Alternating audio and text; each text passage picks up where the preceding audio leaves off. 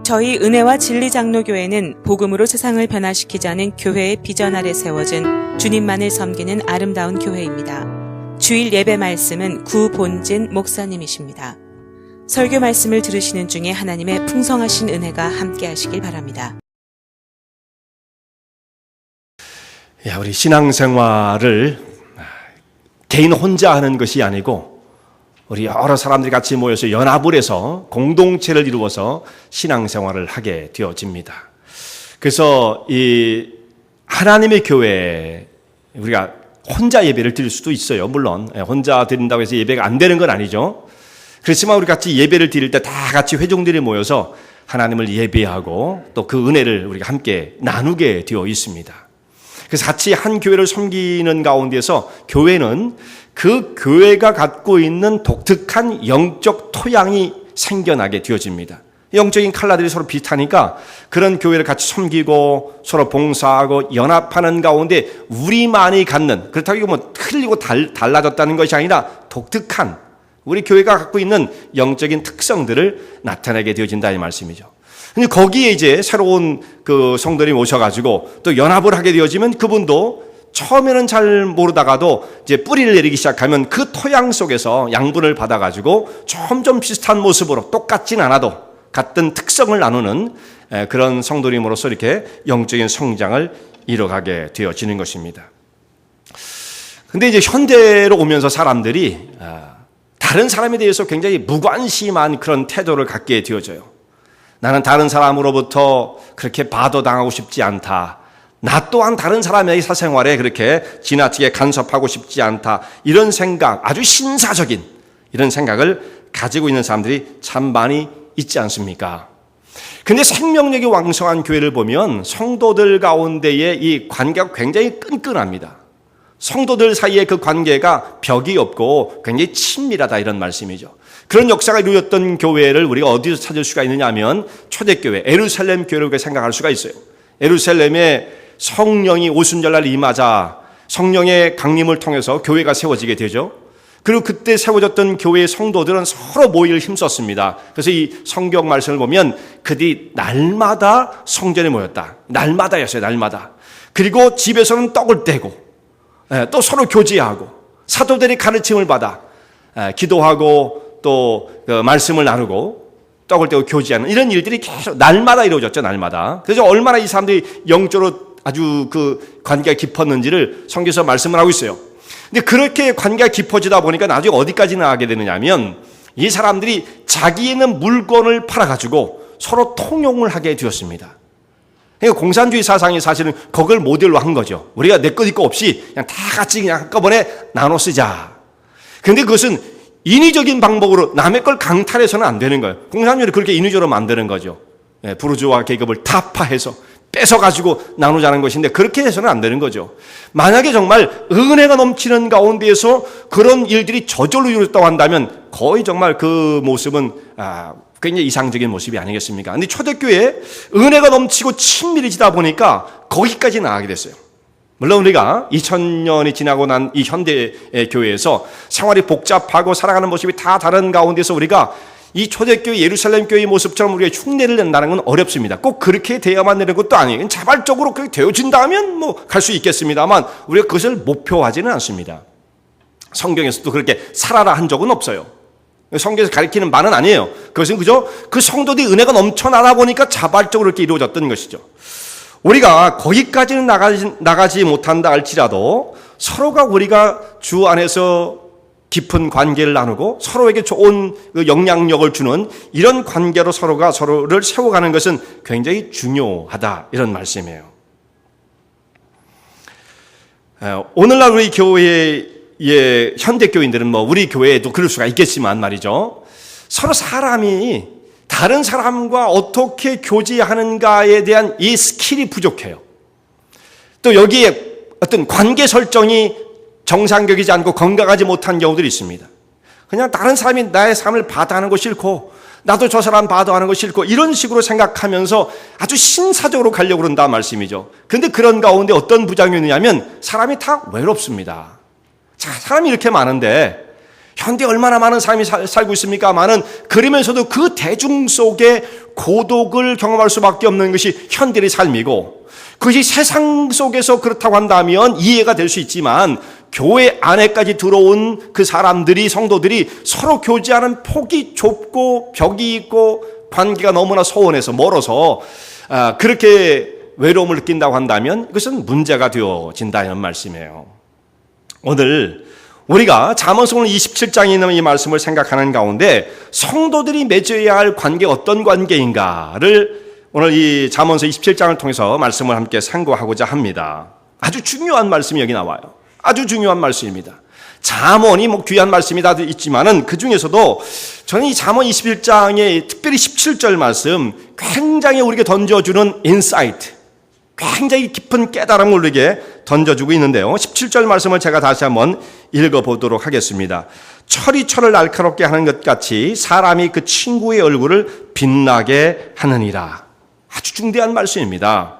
철이 서로 부딪히면서 서로를 날카롭게 하는 것처럼 이어서 뒤에 하시는 말씀이 뭐냐면 사람이 그 친구의 얼굴을 빛나게 한다. 영광스럽게 하는 거죠. 빛나게 한다. 영광된 그 자리로 다른 친구들을 이끌어간다. 이런 말씀이에요.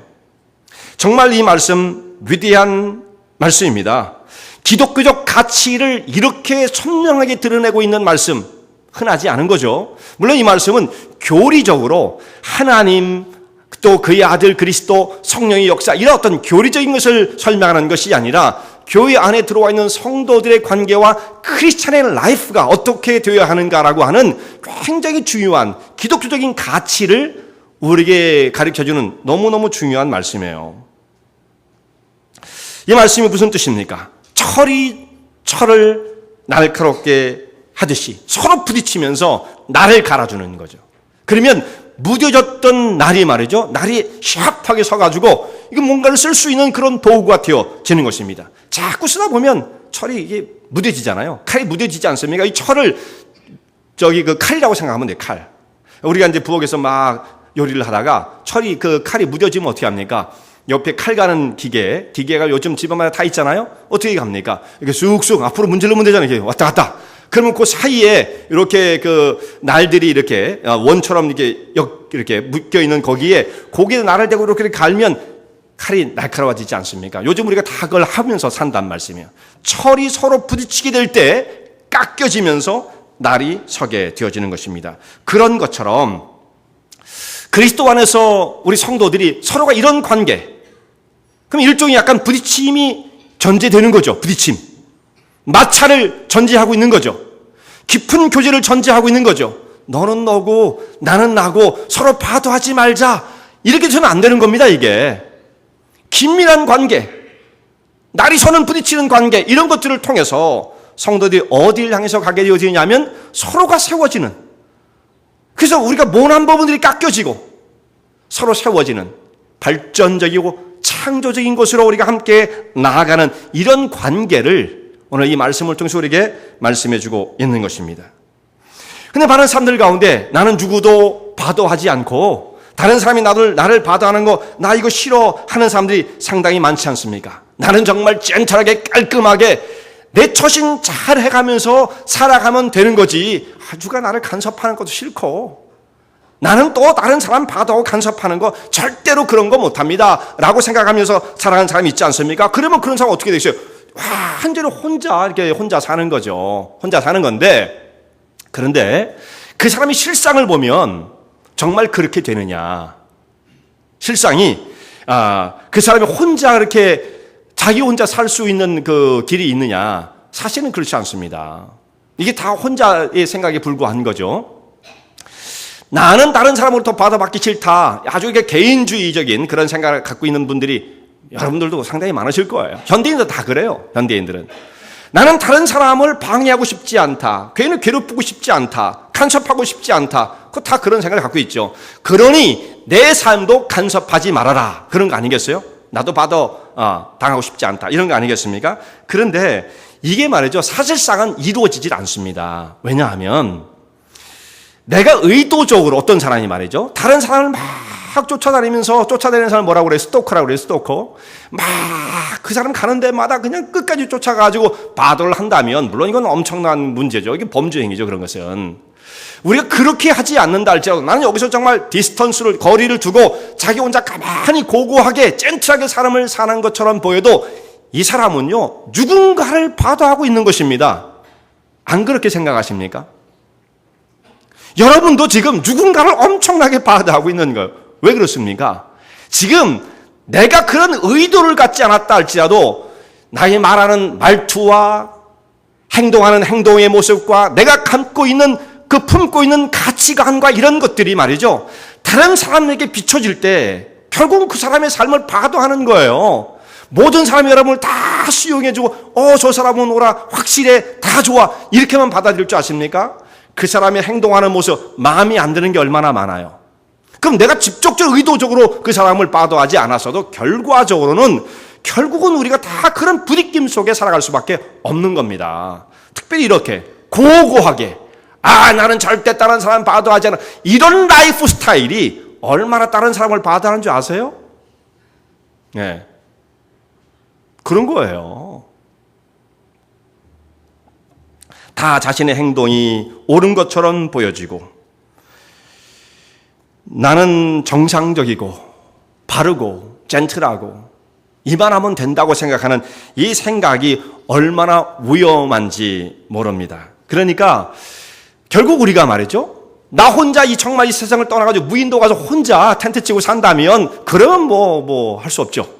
그러기 전에는 결국은 모든 사람들이 서로 이렇게 주고받으면서 그런 관계 속에서 이런 일들은 벌어질 수밖에 없는 것입니다.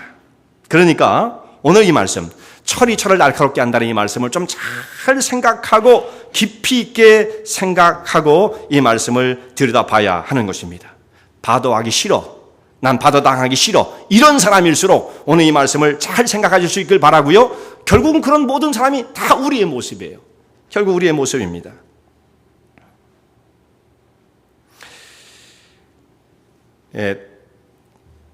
어차피 이 땅에서 서로 주고받는 영향이 있기 때문에 내가 혼자 진공의 상태로 살 수가 없거든요. 다른 사람이 말하는 것이라든지 행동하는 그 모든 모습이 내게 영향을 주고 있습니다. 그렇기 때문에 우리가 이 관계에서 이루어지는 이 일을 어떻게 받아들일 것인가라고 하는 사고의 전환, 사고의 방향의 전환이 필요해요. 그러니까 다른 사람이 내게 어떻게 하는 것을 바도한다, 나를 귀찮게 한다, 내 삶을 침해한다, 이렇게 생각할 것이 아니라 그것을 사고를 전환시키는 것이 필요하다 이거죠. 내 삶을 날카롭게 해주는구나, 나를 속게끔 해주는구나, 모난 부분을 깎아주는구나, 그렇게 해야 되는 거죠.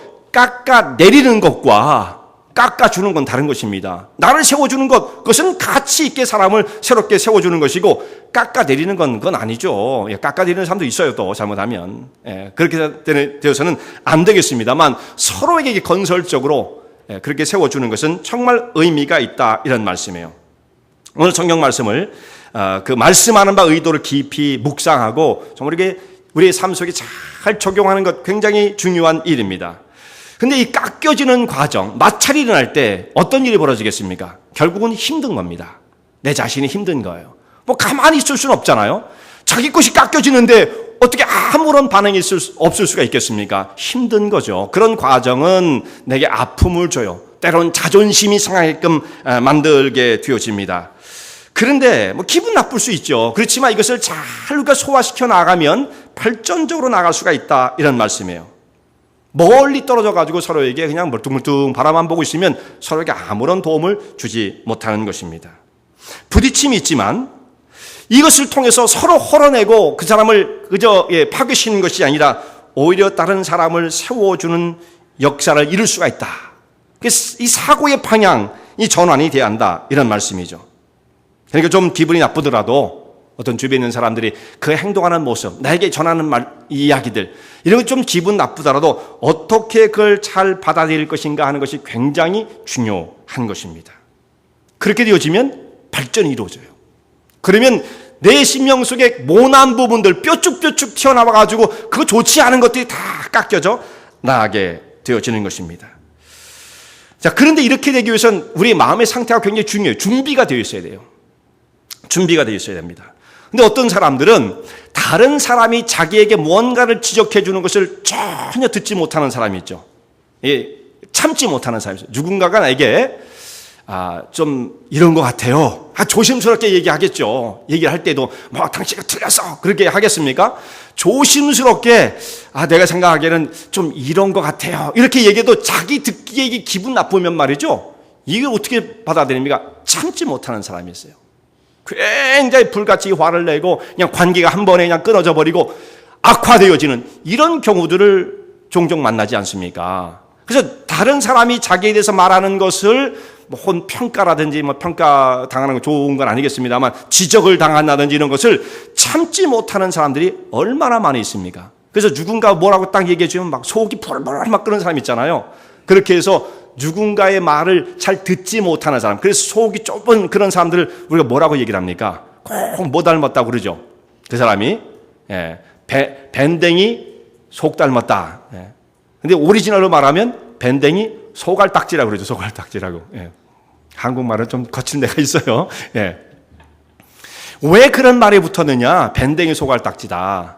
이게 말이죠. 밴댕이라는 그 물고기가 멸치보다 조금 큰 게 있는데 이 밴댕이가 성질이 아주 그렇게 그냥 참지를 못한답니다. 그래가지고 어부들이 나와가지고 이 밴댕이를 잡으면 밴댕이가 요만해요. 요만한 건데 그걸 잡게 되면 그물에 걸려 올라오자마자, 그러니까 물 밖으로 올라오자마자 그물에 걸려 있는 밴댕이들이 팍 몸을 떨다가 왜 팍 죽는데요.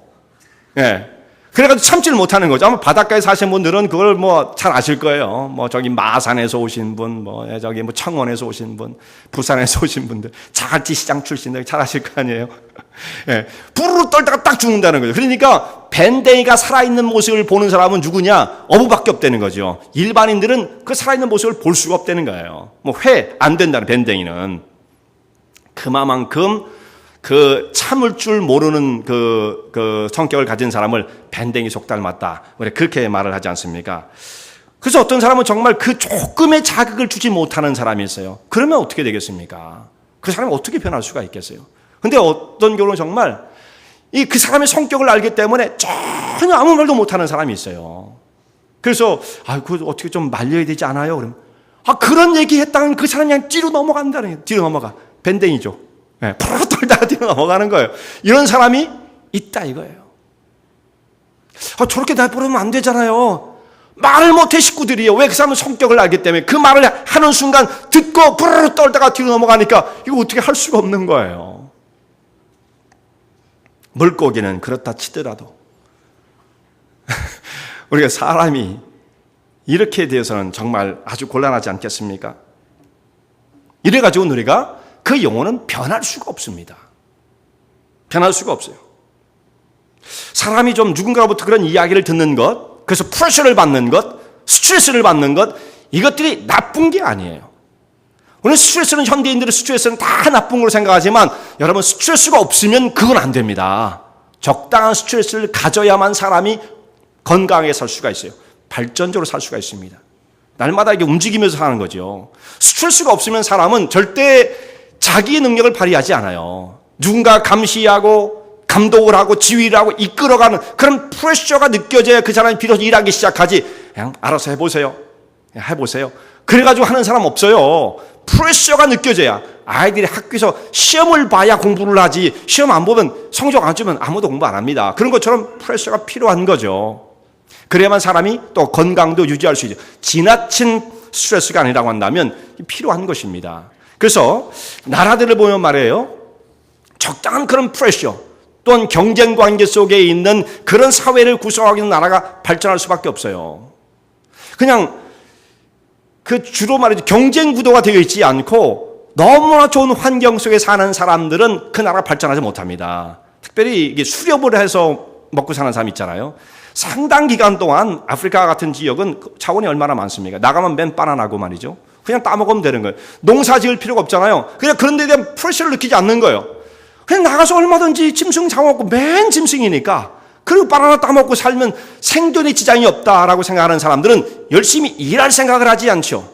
경쟁 구도가 없는 것입니다. 그런 사람은 그러니까 그런 나라는 발전할 수가 없어요. 아무리 자원이 많아도. 그러나 한국같이 이 복잡한 데에서 살아남기 위해서는 경쟁해야 되고 프레셔를 받아가면서 스트레스 속에 무언가를 이뤄내야 하는 그 사회 속에서 발전되어지는 거죠. 그리고 이런 사람들이 평균 수명이 긴 겁니다. 그렇게 사는 사람이 그렇게 꼭 짧은 게 아니거든요.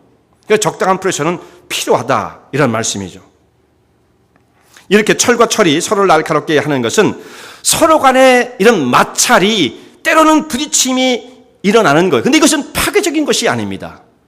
우리에게 필요한 거예요. 내게 긍정적인 효과를 가져다 주는 것입니다. 어느 정도의 감당할 수 있는 정도의 프레셔로 작용할 수가 있는 거죠. 그건 좋은 거다 이 말씀이에요. 근데 서로에게 도움을 주는 좋은 관계가 있는가 하면 또 때로는 말이죠. 어떤 사람은 그 드문 예지만 정말 파괴적으로 철이 철을 깎아주는 정도가 되는데 깎아내리면 문제죠. 간혹 보면 또 그런 경우도 없는 건 아니에요. 이런 관계도 우리가 좀 잘 생각해야죠. 어떻게 성도들 가운데 좋은 관계를 이뤄나갈 것인가. 우리가 서로 정말 노력해야 할 일인 것입니다. 자, 오늘 27장 17절부터 말씀을 읽었는데요. 그 앞으로 좀 가면 이 말씀과 연관되어 있는 말씀이 또 하나 나옵니다. 27장 5절 말씀을 여러분 성경책을 한번 펴시고 한번 보실 수 있기를 바랍니다. 27장 5절 6절 보면 이런 말씀이 나와요. 면책은 숨은 사랑보다 나으니라. 친구의 통책은 충성에서 말미암은 것이나 원수의 자주 입맞춤은 거짓에서 난 것이니라. 이런 말씀이 나오죠. 그러니까 면책이 뭡니까? 책망하는 거잖아요. 너 이거 잘못됐어. 이거 나빠. 이거 하지 마. 이렇게 면책하는 거. 그 말 들으면 사람이 어떻게 돼요? 어떤 사람은 정말 부르르 떨잖아요. 그런데 면책은 뭐보다 낫다고 그랬어요? 숨은 사랑보다 나으니라. 그 사람을 사랑하기 때문에 나는 그 사람이 너무나 고귀해서 나는 아무 말 못해요 하는 것보다 면책이 더 나으니라. 성경 말씀입니다. 성경 말씀. 우리는 이런 가치를 잘 모릅니다. 때로 정말 말씀을 통해서 잘 정리할 필요가 있어요. 나는 차마 그 사람이 너무 소중해서 너무 고귀해서 이런 말을 못해요. 그런 얘기는 결국은 그만큼 사랑하지 않는다는 것입니다. 사실은 더 중요한 것은 필요한 것이라고 한다면 잘 이야기해 줘야죠. 깎아내리는 게 아니라 필요한 것은 이야기해 줘야 돼요. 그 뒤에는 어떤 말씀이 나옵니까? 친구의 통책. 친구의 통책은 뭡니까? 통책은 통렬한 비판이에요. 통렬한 비판. 아주 이건 말이야 무시무시한 거죠. 너 그거 잘못됐어. 틀렸어. 얘기해 주는 것입니다. 근데 친구의 통책은 충성에서 말미암은 것이나 원수의 자주 입맞춤은 거짓에서 난 것이니라. 아무리 옆에 있는 사람이 칭찬하고 잘한다고 우리를 지켜 세워주고 막 그렇게 한다고 해서 그것 때문에 사람이 너무 좋아하는 사람이 있는데 그건 뭐예요? 이게 다 잘못된 거짓은 한 것이다. 그거 너무 좋아하다 보면 영원히 망가지게끔 되어 있습니다. 여러분 거짓에서 절대 좋은 것이 나올 수가 없어요. 거짓된 것을 통해서 선한 열매를 맺을 것이라고 하는 것은 우리는 그런 기대를 해서는 안 됩니다. 말이 안 되는 거죠. 하나님께서 그걸 의도하지 않으시는 거예요. 거짓을 심으면 거짓이 나야 되는 거죠. 진실을 심으면 그 가운데 진리가 열매를 맺게 되어진다 이 말씀이에요. 이 거짓된 그 아첨의 말, 입술로 아부하는 것, 이걸 좋아하다가는 결국은 그런 쓴 열매를 맺을 수밖에 없다는 말씀입니다. 네, 오래전에 한 10년이 넘었어요. 10년이 넘었는데 미국에 이 사람이 크리스찬이고 리더십 강좌를 많이 했던 분인데 켄 블랜차드라는 사람이 있어요. 켄 블랜차드. 이 분이 쓴 책 가운데 굉장히 많은 리더십에 대한 책들을 썼습니다. 근데 그 중에 우리 한국말로 번역되어진 책 가운데 무슨 책이 있느냐면 칭찬은 고래도 춤을 추게 한다라는 책이 있어요. 혹시 읽어보신 분들도 있을지 몰라요. 읽어보셨어요? 안 읽는 게 나아요. 예. 예. 한동안 이 책이 아주 베스트셀러로 사람들에게 인정을 받았습니다. 300만 부 이상 팔렸으면 베스트셀러죠. 이게 무슨 책이냐면 사람을 칭찬을 통해서 일의 성과를 높이고 능률을 높일 수 있다라고 하는 리더들이 갖춰야 할 리더십에 대한 그 트레이닝 북이에요. 이게 그것을 이제 어떻게 사람 판매사원들에게 효과, 성과를 내게 할 것이냐. 많이 팔고 오라고 이렇게 닥달을 한다고 되는 것이 아니라 칭찬을 해줘라. 이제 이런 말로써 리더십을 트레이닝을 하는 그런 책인데 여기서 이제 그 사람이 소개하는 바가 뭐냐면 자기가 어디서 인사이트를 받았느냐면 그 시월드, 샌디에고 가서 시월드에서 범고래, 킬러웨일이라는 거 그것이 막 쇼를 하는 것을 보면서 깜짝 놀랐다는 거예요. 그렇게 어마어마한 덩치 5톤 이렇게 나가는 그 어마어마한 무시무시한 그 포식자, 아무거나 먹을 수 있는 정말 사람도 해칠 수가 있거든요. 그런 킬러 웨일을 조련사들이 잘 조련을 시켜서 쇼를 하게끔 만드는데 어떻게 하면 되느냐면 잘 못하더라도 그때는 잘 이렇게 북돋아주고 칭찬해주고 정말 잘한 것이 있으면 그 고래를 갖다 칭찬을 많이 해주면 그 고래가 신이 나가지고 더 열심히 해서 수의사의 말을 그 조련사의 말을 잘 따라온다. 이렇게 킬러 웨일도 우리가 조련할 수 있다고 한다면 칭찬을 가지고 사람에게 왜 그걸 하지 못하겠느냐 이렇게 적용을 시키는 내용이 바로 이 책의 줄거리인 것입니다. 그래서 이 책이 한동안 정말 이 서점가를 강타한 것이 아니라 강타한 데가 어디냐면 이 강단을 강타했어요. 교회의 강단을 강타했습니다. 그래가지고 목사님들이 설교하시다가 이 킬러 웨일 문제 돌고래쇼 얘기를 얼마나 많이 하는지 모릅니다. 그래가지고 칭찬이 사람을 이렇게 자극해서 동기부여를 해가지고 사람이 변할 수 있고 칭찬을 많이 해주시기 바랍니다 하면서 막 그냥 열을 뿜는 거예요. 근데 이게 정말 우리가 생각이 너무나 짧다는 거죠. 깊이 고민하지 않고 이런 것들을 도입하고 소개하게 되어지면 정말 그 가운데 있는 수많은 영혼들을 혼란 가운데 몰아넣게 되어지는 것입니다. 이 굉장히 심각한 문제예요. 이런 문제들이요. 여러분 생각해 보세요. 이 사람이 블랜차드가 쓴 이 책이 중요합니까? 성경에서 말씀하는 바가 중요합니까? 자, 성경에서 하나님께서 영혼을 바꾸고 영혼을 세워가는 그 일을 어떻게 하나님께서 이루십니까? 무엇을 하든지 잘 그 영혼을 칭찬하고 인크리징 해주면 성과를 낸다. 그쪽으로 말씀하십니까? 성경에서 그걸 가르치십니까? 아니다 이거죠. 이건 말이죠. 정말 동물을 길들이는 데 있어서는 이것이 필요할 수 있어요. 그렇지만 우리는 동물도 아니고 돌고래도 아니고 범고래도 아니다 이 말씀이에요. 또한 우리가 출연을 받아가지고 쇼하는 사람들이 아니에요. 이게 문제인 것입니다. 쇼하는 사람이 무언가 다른 사람에게 뭘 보여주고 성과를 내줘야 하는 그런 사람으로 우리가 추인받는 게 아니라는 거죠. 방향 설정이 틀렸어요. 방향 설정이. 이게 동기부여가 잘못된 것입니다. 뭘 하기 위해서 우리가 그렇게 새로워져야 하는가? 이것은요. 사람들에게 내가 이만큼 뭔가를 할 수 있는 사람이에요 보여주는 쇼업이 아니다 이 말이죠.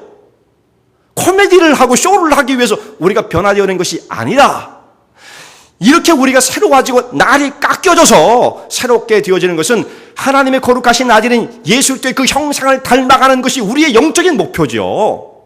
그러기 위해서는 영적인 발전과 성장을 이루기 위해서는 칭찬만 가지고는 절대로 안 됩니다. 하나님께서 그렇게 하셨습니까? 하나님께서 사람이 영혼을 바꿀 때 맨 칭찬만 하셨습니까? 잘한다 잘한다 최고다 이렇게 말하셨습니까? 절대 그렇지 않습니다. 하나님께서는 하나님의 자녀를 근실히 징계하시며 때로는 근실히 책망을 하시며 그대의 삶을 꺾어 놓으시고 삶을 변화시키시는 거지 뭘 해도 잘한다고 그래서 영혼은 변하지 않습니다. 이게 문제라는 거죠. 결국 도덕적이고 영적인 성장은 칭찬으로는 택도 없는 거예요. 절대 이루어지지 않습니다. 짐승을 훈련시킬 때는 그 정도 단계 저급한 가까운 데서는 이것이 통할지 모르지만 영혼이 바뀌어야 되고 하나님의 거룩한 형상을 닮아가는 이 삶에 있어서는 그건 정도의 모습을 가진 절대로 사람이 변하지 않습니다. 먼저 우리는 주님과의 깊은 영적인 관계를 맺어야 되고 그 주님과의 깊은 관계를 이루고 나가는 데서 주변에 있는 조력자들이 필요한 거예요. 그들과의 부딪힘을 통해서 때로는 프레셔를 받고 때로는 기분이 나쁘고 때로는 자존심이 상할지 모르지만 우리가 자존심 세우고자 신앙생활하는 것 아닙니다. 신앙적 목표를 잘못 선정했어요. 잘못 선정을 했어요. 하나님의 거룩한 형상을 닮아가는 거라 말씀이에요. 그것은 영혼이 무너져 내려야 하고 내 심령이 깎여 나가야 되는 거예요. 칭찬 갖고 되겠습니까? 자, 21절에 이와 연관되어서 또 한 말씀이 나옵니다. 27장 21절 여러분 말씀 한번 보시기 바랍니다. 21절. 자, 도가니로 은을, 풀무로 금을, 칭찬으로 사람을 시련하느니라. 이렇게 돼 있죠? 자, 도가니로 은을, 풀무로 금을, 칭찬으로 사람을 시련하느니라. 자, 금이 땅속에 캔다고 해서 은이 그냥 나오고 금이 그냥 나오는 게 아니죠. 이런 원석이 있으면 그걸 가지고 이제 재료를 해야만 거기서 은을 뽑아내고 금을 뽑아내는 거란 말이에요. 불순물을 다 제거시켜야죠. 그 방법은 뭐냐면 이 도관이 이 뜨거운 이런 그 그릇에 집어넣고 엄청난 센 불을 가해서 그 불순물을 태워버리고 걸러내는 것입니다. 은도 그렇게 하는 것이고 금도 그렇게 하는 거예요. 사람은 어떻게 합니까? 사람은 어떻게 해야만 이 불순물들을 제거시켜낼 수가 있을까? 여기 뭐라고 돼 있어요? 칭찬이 뭐를 하길래? 칭찬이 많네요. 그러니까 칭찬 많이 해주면 사람이 변할 것으로 말씀하고 있지 않습니까? 그런데 그렇지 않아요. 그런 뜻으로 말씀하는 게 아닙니다. 성경을 이 뜻을 흐름을 잘 봐야 돼요. 흐름을 잘 봐야 됩니다. 자, 불순물을 걸러내는 것에 있어서는 은도 금도 불이 필요한데 사람의 불순물을 걸러내는 것은 칭찬이다라고 되어 있는 것처럼 보이지만 그렇게 되어 있지 않고 뭐라고 되어 있어요? 뭐라고 되어 있습니까? 칭찬으로 사람을 시련하느니라. 그러니까 칭찬을 받으면 어떻게 된다는 거예요? 사람이 시련을 받아요. 여러분 좀 이상하죠? 칭찬을 받으면 기분이 좋은데 나는 왜 시련을 받는다 그럴까? 칭찬을 받으면 난 기분이 좋아가지고 뭔가 동기부여가 돼가지고 뭘 잘할 수 있을 것 같은데 왜 여기서 시련을 받는다고 했을까? 이게 사실상 이해가 안 가는 말씀입니다. 지금 우리의 습성 속에서. 근데 이게 진리예요. 실험 결과 증명이 되어지는데 제가 한 가지 말씀을 드릴게요. 아이들을 모아놓고 실험을 했어요. 10명의 아이들 두 그룹으로 나눠가지고 한 국민학교 한 4, 5학년쯤 되는 애들 그런 애들을 두 그룹으로 나눴으면 5명씩 이래가지고 한 사람씩 개인적으로 들어오게 해요. 선생님이 앉아있다가 걔 아이가 딱 들어오면 여기 앉아라 해가지고 요만한 카드에다가 낱말을 하나씩 다 적습니다. 카드가 이만큼 있어요. 이만큼 되는 카드에다 이게 간단한 이야기들입니다. 간단한 낱말 하나씩, 피아노, 나비, 이런 거겠죠. 그걸 쭉 적어가지고 이만큼 카드를 준 다음에 계단에 딱 내밀고 내가 3분 동안 이 카드를 빨리 넘기면서 이 낱말을 다 암기를 해라. 그리고 3분 후에 딱 접은 다음에 네가 생각나는 것을 이 칠판에 적는 거야. 그럼 얘가 이제 3분 동안에 그걸 막 열심히 본단 말이에요. 막 애우려고 막 본 다음에 딱 내려놓고 칠판에 나가서 적기 시작하잖아요. 그러면 그 선생님이 걔가 한 2개는 다 기억을 하겠죠. 2개는 기억 못 하겠어요? 그 2개를 적어나가기 시작하면 옆에서 뭐라고 그러냐면, 이야, 너 굉장하구나. 야, 이 칭찬해 주는 거예요. 넌 천재인가 봐. 야, 이런 애들 있네. 야, 너는 정말 똑똑하다. 이렇게 막 칭찬해 주면 걔가 어떻게 되겠어요? 더 막 신나서 적을까요? 칭찬받는다고 갑자기 머리가 좋아지는 게 아닙니다. 사람 안 저래요. 칭찬받는다가 갑자기 머리가 우둔하던 사람이 갑자기 머리가 좋아지겠습니까? 그렇게 막 칭찬을 받으니까 얘가 이제 고무가 된 거죠. 이게 더 잘 적어야 되는데 그런 이제 프레셔를 받는 거죠. 그런데 그때쯤에 전화를 딱 하나 받아가지고, 전화를 해가지고 이제 그 애한테 내가 지금 바쁜 일이 있어가지고 잠깐 나갔다 와야 되는데, 너 생각나는 쭉 적고, 잘하고 있네. 잘 적고 있어. 그리고 이제 잠깐 자리를 비우는 거예요. 그러면 그 아이가 선생님께 받은 칭찬은 있지. 이거 더 많이 적어야 되는데 생각은 안 나지. 어떻게 하겠습니까? 결국은 그 카드를 들춰보는 거죠. 5명의 아이들이 거의 대부분이 그 카드를 다 보면서 카메라로 다 찍고 있어요. 거의 다 보면서 다 적는 거예요. 그래가지고 끝나고 와가지고, 야, 너 정말 잘 적었다. 너 정말 천재인가 봐. 그러면 애가 어떻게 하겠습니까? 고개를 푹 숙이는 거죠. 아, 저 천재예요. 그런 애 아무도 없어요. 고개를 푹 숙이는 거예요. 다른 그룹에는 아이들에게 똑같이 문제를 냅니다. 또 이 5명에게는 어떻게 얘기하면 똑같이 3분 동안 보고 네가 기억나는 대로 적어. 한 다음에 이제 밖에 나가는데 전화를 받고, 나 잠깐만 나갔다 올 테니까 너 열심히 적고 있어. 근데 나갈 때 어떻게 나가느냐면, 야, 너 천재야. 너같이 똑똑한 애 처음 봤어. 이런 말하지 않고, 야, 열심히 하는구나. 굉장히 넌 노력파다. 이런 식으로 다른 이야기를 했을 때 그 아이는 선생님이 나가고 난 다음에 이것을 들춰보는 애가 없었다는 거죠. 그게 뭡니까? 칭찬은 사람을 시련하죠. 그러니까 말씀이 정말 증명되고 있습니다. 우리는 굉장히 그냥 상식적 수준에서 성경 말씀을 놓아두고도 상식선에서 모든 것을 판단하고 해석하려고 그래요. 하나님 말씀을 우리는 정말 신뢰하지 않는 경우가 너무나 많아요. 그리고 그냥 세상에서 들은 대로 심리학자들이 말하는, 심리학자들이 이걸 틀렸다고 지금 얘기하거든요. 한동안은 심리학에서 칭찬해주고 인커리징하면 사람이 능률을 발휘하는데 이렇게 사람들이 들어왔는데 이제 심리학에서 그런 얘기를 안 가르치는 거, 이런 실험을 통해서 데이터가 나타나니까 그 성경이 진리죠. 그러니까 칭찬을 잘못하게 되어지면 결국은 어떤 사람을 만드는 것입니까? 결국 그 아이가 그 칭찬을 계속 받기 위해서 거짓말로 다른 것을 꾸며내기 시작한다 이 말씀이에요. 자기는 거기에 이르지 못했는데, 그러니까 결국은 거기에 이르지 못한 사람들을 칭찬하는 것만 가지고는 어떤 결과를 낳겠습니까? 사람이 변하는 것처럼 인커리징을 받는 것처럼 하지만 결국은 하나도 안 변하는 거예요. 결국은 위장하는 겁니다. 위장, 가장 변한 척하는 거죠. 하나님께서 원하시는 말은 우리의 위장술이 아니에요. 하나님께서 우리를 변화시키는 것은 그렇게 겉에 나타나는 처세술을 말하는 것이 아닙니다. 정말 본질적인 변화를 하나님께서 요구하시고 그것을 깨트리기를 원하시는데 사람들은 거기까지 접근을 못하는 거예요. 이게 굉장히 답답한 문제죠. 우리가 생각하는 수준이 거기서 멈춰버리고 말았습니다. 그러니까 교회도 말이죠. 계속 그런 세상에서 하고 있는 방법들, 세상적인 가치관 이런 것들이 교회에 들어와 강단을 점령해버린다 이 말이죠. 성도에 그걸 막 가리키는 거예요. 칭찬하십시오. 인커리징 하십시오. 교회를 자랑하십시오. 심지어는 전도할 때 목사님을 자랑하십시오. 그렇게 해서 성과를 낼지는 모르지만 영혼은 변하지 않습니다. 이렇게 하다 보니까 기독교인들이 어떤 사람을 만드느냐면 결국은 사람들에게 잘 보이는 것, 겉으로 위장하는 것, 포장하는 것, 처세술 이것만 잔뜩 배워가지고 결국은 거짓의 앞잡이인 마귀를 따라가는 그런 사람들이 되고 많은 거예요, 이게요.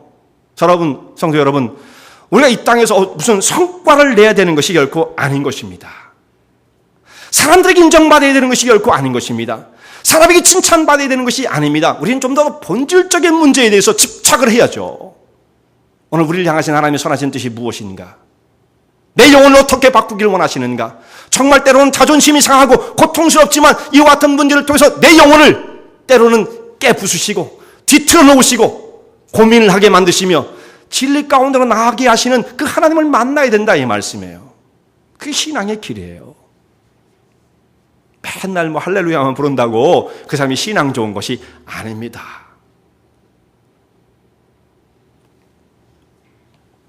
오늘날 그런데 현대교회에서는 문제가 뭐냐면 성과를 내고 보여주려고 그러고 쇼업을 하려고 그러고 자랑을 하려고 그러고 빨리 결실을 맺어야 돼요. 심지어는 말이 주변에 있는 다른 교회와 경쟁 구도를 가져가 우리 교회가 이만큼 더 잘한다. 교회의 차별화를 선언을 하면서 우리 교회는 달라요. 이것이 얼마나 그 속에 악한 의도가 숨겨져 있는 것입니까? 우리 그거 괜찮죠?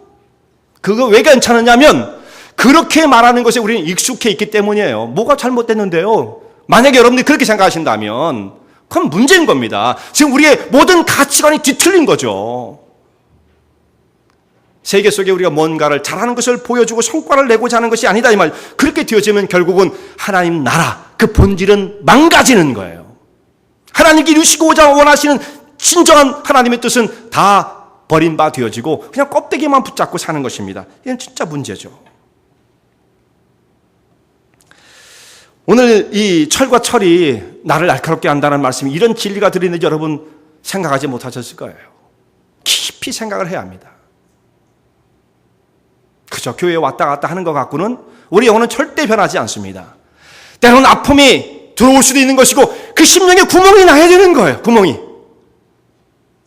아픔과 고통을 겪는 가운데 정말 내 자아가 무너질 때에 하나님 앞에서 내 영혼이 다시금 세워지는 역사를 경험하게 되어지는 것입니다. 근데 이것이 한 번 갖고는 안 돼요. 지속성입니다. 자, 그 뒤에 있는 말씀을 여러분 보세요. 27장 18절 말씀을 여러분 보시기 바랍니다. 18절. 무화과 나무를 지키는 자는 그 실과를 먹고 자기 주인을 시종하는 자는 영화를 얻느니라. 이런 말씀이 나오죠. 무화과 나무를 지키는 자는 그 실과를 얻게 되어진다. 나무를 가꾸는 사람은 채소의 재배와 다릅니다. 채소는 그날 그 해 키워가지고 채소에서 막 나는 걸 따 먹기도 하고 채소 자체를 먹기도 하고 1년생이면 뭐 그냥 거기에서 다 한 해의 모든 것이 끝나버리고 말지만 무화과 나무, 이 과실수들은 최소한 몇 년을 키워야 돼요. 과실수는 최소한 5년, 10년, 잣나무 같은 경우는요 15년 이상이 돼야 된답니다. 그토록 오래도록 돌봐줘야만 거기서 비로소 열매가 맺혀지기 시작하는 것입니다. 그러니까 조금 하다가 안 되는데 하고 그만두고, 한번 상처를 받아서 교회 다니니까 프레셔만 많이 받아 이거를 그만두고, 뭔가를 좀 해보다가 그만두고, 그래가지고요 아무런 열매도 맺을 수가 없습니다. 정말 그야말로 선한 것이 하고는 아무것도 없는 거예요. 뭔가 우리가 하나를 시작했으면 정말 끝까지 열매를 맺는 그 순간까지 가는 인내와 끈기, 이 지속성이 없이는 아무것도 할 수가 없어요. 현대인의 우리 문제가 뭐냐면 이 지속성의 문제죠. 지속성. 쉽게 포기하는 거예요. 너무 인스턴트화되어 있으니까 그냥 누르면 탁 치면 나와야 되니까 안 되니까 그냥 답답하죠. 기다리는 건 우리가 못하는 것입니다. 이게 문제죠. 그렇게 해서는 영적인 이 거룩한 열매라는 것을 우리는 가까이 접근할 수가 없는 것입니다. 뭔가 하나를 시작했으면 계속해야 합니다. 도중에 실패하고 열매를 맺지 못하는 사람이 왜 그런 줄 아십니까? 단 한 가지예요. 단 한 가지. 포기했기 때문이죠. 별거 아닙니다. 실력의 차이도 아니고요. 그 사람의 실력의 차이, 여건의 차이도 아닙니다. 저 사람 왜 이렇게 믿음이 좋아? 뭐 다른 거 아니에요. 꾸준한 겁니다. 꾸준. 한 번 시작을 했으면 끝까지 가는 거예요. 뭐 조금 해보다가 말고, 조금 해보다가 말고. 새벽기도, 일부 예배 때 새벽기도 얘기를 했는데, 새벽기도를 시작했다. 끝까지 가는 거예요. 끝까지. 우물을 팠을 때 물이 나올 때까지 파야죠. 끝까지 가는 겁니다. 성경 공부를 시작했다. 그럼 한 학기에서 난 졸업할래. 뭘 안다고 졸업을 하세요. 저도 다 모르는데. 예. 끝까지 가는 거예요. 시간을 들여서 열매가 정말 맺어지고 보일 때까지 주님 앞에 서는 그날까지 계속 지속성을 가져야만 열매를 맺을 수가 있어요. 금요 예배 어떤 분은 뭐 조금 나왔다 갔다 저한테 소용없어요. 그건 나온 거나 안 나온 거나 똑같은 것입니다. 지속성이에요. 지속성. 한번 시작을 하면, 이러니까 아예 나는 시작을 안 해. 그런 분들이 계시는데 그게 문제죠. 예. 끝까지 가는 거, 그런 사람만 결실을 맺을 수가 있어요. 우물 파다가 가장 안타까운 것이 뭐냐면 조금 파다가 이거 안 나올 것 같아. 옮겨가 또 파고 또 파고 사방에 구멍은 다 뚫어놨는데 물이 안 나와요. 땅만 버려놓은 거죠. 여러분, 우리 뒤를 한번 돌아보세요. 내가 걸어왔던 길들 한번 돌아보세요. 내가 우물을 얼만큼 파다가 몇 개를 포기했는가. 그 속에서 정말 물이 나오고 있는, 물이 지금 나오고 콸콸 쏟아지고 있는 그런 우물을 내가 지금 몇 개를 갖고 있는지. 뭐가 있어요, 뭐가. 그거 지속성입니다, 지속성. 주일날도 주일 성수 중요합니다. 주일 성수. 그러니까 율법적으로 생각하니까 그렇죠. 그냥 그 의미적으로 중요한 것 뿐이에요. 율법주의고 그건 핑계 대고 안 하는 거잖아요. 주일 성수 중요하죠. 왜냐하면 지속적이에요. 지속. 그거야 생명 유지죠. 물론 생명 유지. 자, 오늘 마지막으로 오늘 미련한 삶에 대해서 이제 말씀을 하고 이제 마치겠습니다. 이것도 연관되어지는데, 자, 22절. 미련한 자를 곡물과 함께 절구에 넣고 공에 찌을지라도 그 미련은 벗어지지 아니하느니라. 자, 미련한 자를 이렇게 표현을 했습니다. 우리가 미련하다 생각하면 어떤 것을 미련하다고 생각합니까? 저 사람 머리가 나빠. 공부를 잘 못해. 그러면 미련하다고 그렇게 생각하잖아요. 근데 성경에서 말씀하는 바의 미련은 그런 게 아닙니다. 사람의 지능이 차이가 있을 수가 있죠. 머리가 아무리 똑똑해도 성경적으로 볼 때는 미련한 사람이 있는 거예요. 아무리 좀 바보 같고 공부를 못하고 그렇다 해도 성경으로 볼 때는 지혜로운 사람이 있는 것입니다. 정말 중요한 건 뭐냐면 성경에서 말씀하는 참 지혜를 갖는 것이 중요해요. 성경에서 어떤 사람을 지혜롭다고 그러느냐. 이 심령이 열려있는 사람이에요. 설득되어지는 사람. 진리에 의해서 설득되어지는 사람. 이 사람은 지혜로운 사람입니다. 근데 어떤 사람들은 자기의 사상으로 그야말로 스타일로 그 얼마 안 되는 자존심으로 똘똘 뭉치고 무장을 해가지고 자기의 아성을 딱 쌓아놓고 무엇을 가지고도 깨트릴 수 없는 그런 단단함을 갖고 있는 사람도 있죠. 그럼 이 사람이 아무리 학위를 했어도 세상적인 그런 학식이 풍부하다 할지라도 미련한 사람이 성경에서. 이 미련이 어떻게 되냐면 곡식과 함께 절구해 놓고 공의로운이요. 여러분 쪄보셨어요? 이렇게 찧어도 그 사람의 미련은 벗겨지지 않는다. 이게 무슨 말씀입니까? 얼마나 단단하게 꽉 차 있는지 곡식은 껍데기가 뚝뚝뚝 벗겨지는데 그 사람의 미련은 이 심령 속에 얽혀있는 미련함은 벗겨지지 않는다. 그러니까 얼마나 답답한 것입니까? 정말 이게 하나님의 탄식이죠. 성령님의 탄식입니다. 성령님의 탄식을 통해서 이런 지금 잠언이 나오고 있는 게 솔로몬을 통해서 말이죠. 성령의 탄식이죠. 그 영혼을 보면 다 답답해서 견딜 수가 없다라는 거 아니겠습니까?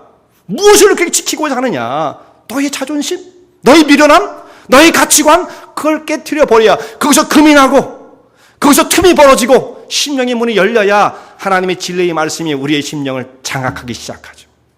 내 영혼을 지배하기 시작하죠. 내 영혼을 이끌어가기 시작합니다. 그때 사람은 비로소 변하게 될 수 있어요. 우리가 무엇을 붙잡고 있습니까? 뭘 그토록 지키고자 하고 뭘 바도를 안 받으려고 그래요. 뭘 바도를 뭐 이렇게 우리가 고상한 삶을 산다고 그 자체가 그런 생각하는 사람이 얼마나 다른 사람들을 바도하며 하나님을 바다라는 줄 아십니까? 그런 사고방식. 이것이 얼마나 하나님 앞에서 성령님의 탄식을 자아나게 하시는지를 아십니까? 성도 여러분, 여러분은 어떠한 스타일의 그런 인격을 갖고 계십니까? 다른 사람이 하는 말을 들을 때 어떻게 반응하십니까? 물론 기분 좋을 리 없죠. 당신이 틀린 것 같아. 물론 그렇게 직접적으로 말하는 사람들 별로 없어요. 조심스럽게 말을 하지만 그 얘기를 못 받아들이는 사람이 있습니다.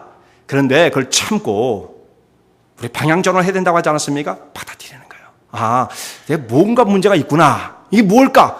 그것이 정말 내게 득이 되는 것이면 추하고 그 사람이 잘못된 판단이었다면 버리면 되는 거예요.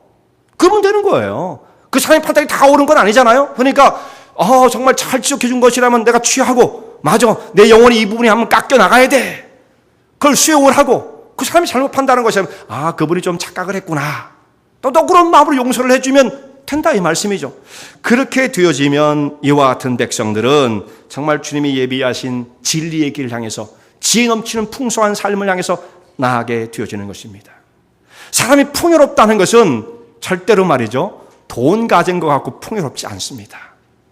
그러면 소크라테스라든지 공자나 이런 사람들은 제일 가난, 예수님이 제일 가난한 사람 아니겠습니까? 머리 둘 곳도 없었는데. 그러나 가장 풍요로우신 분이란 말이에요. 왜 그렇습니까? 심령의 문이 열리고 하나님의 지혜가 그 영혼을 지배하게 되어지기 때문에 풍요로워지는 것입니다. 절대 세상적인 것 가지고는 인간의 밸류가 올라가지 않아요. 뭘 가지고 우리 인간의 밸류를 올릴 수가 있습니까? 돈 가지고 올려요? 세상적인 무슨 지위를 가지고 올립니까? 그러나 하나님을 만나게 되고 주님을 체험하며 영혼이 주님을 닮아가고 그 심령 속에 하나님의 생명과 지혜를 품게 되어질 때 그냥 세상에 경험할 수 없는 그런 풍요를 체험하게 되어집니다. 참다운 지혜, 우리의 지혜가 되신 우리 하나님 앞에 나아가서 주님이 인도하신 바를 따라 믿음의 길을 걸어가시는 주의 종들 되시기 바랍니다.